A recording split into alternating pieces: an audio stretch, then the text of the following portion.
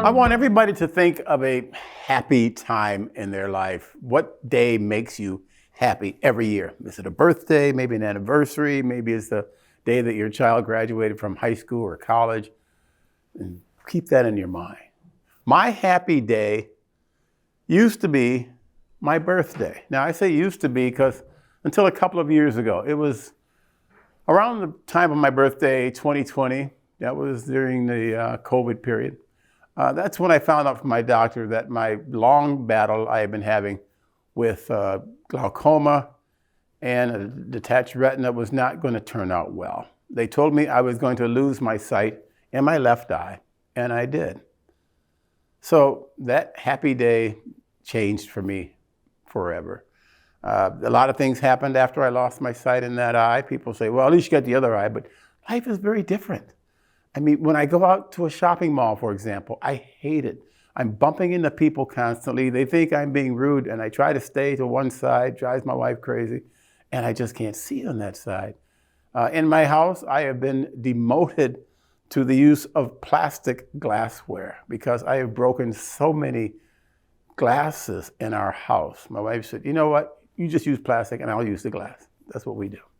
My driving has changed. I can't drive at night at all. I don't even try. Legally, I can still operate a motor vehicle, but for your safety and for mine, I stay away from bad weather and darkness. Those are things that changed my life. I don't golf as much as I used to. I watch TV differently. And those are things that have an impact on your daily life. Now, at United Way, there are a lot of things that people go through that are perhaps worse than the loss of an eye. People every day thinking about whether to feed their family or pay their rent.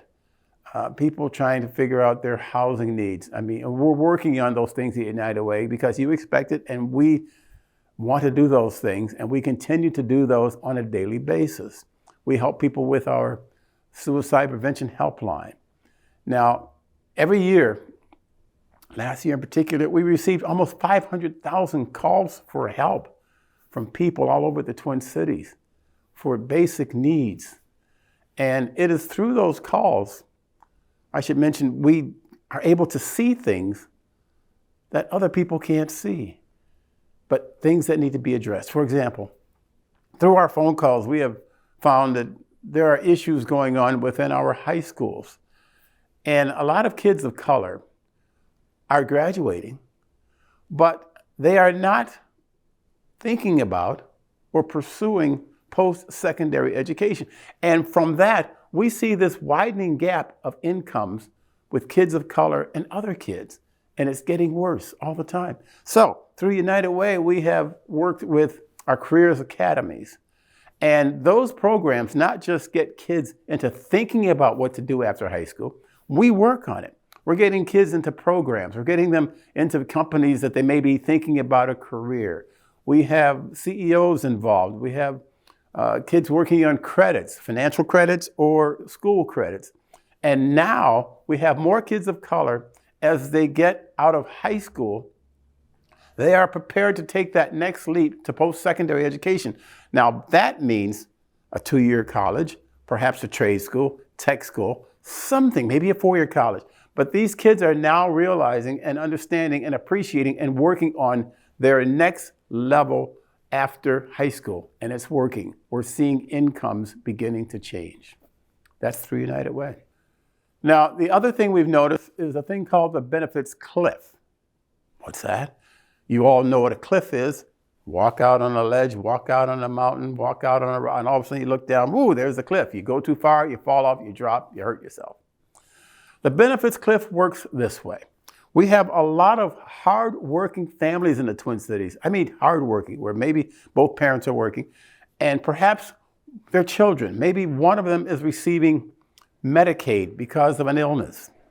That is helping the family to get through on a daily basis by paying their bills and working on those things. The benefits cliff works this way.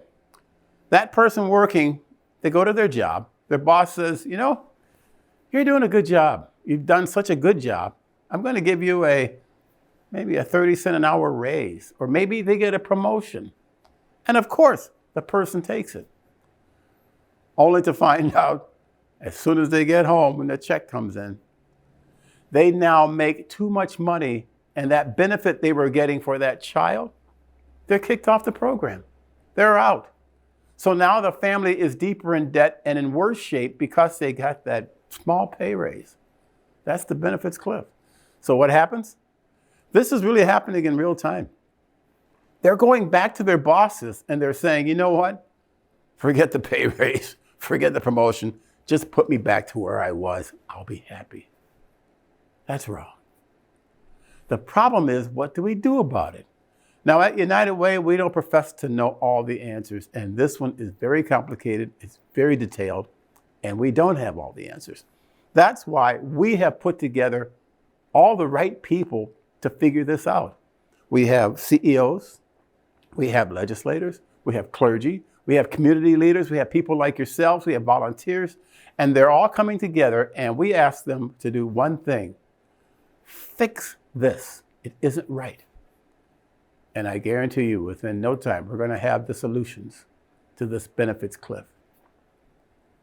All this is happening through United Way, and that's where you come in.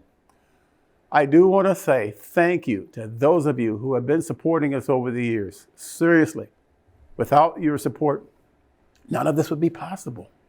And for those of you who don't support us right now, we're asking you to think about it this year. Maybe you can start small and work on a larger contribution at a later time. And maybe if you can't help us financially, you may volunteer your time at one of our 100 plus organizations we work with. We can use your help. Thank you. We're looking forward to working with you.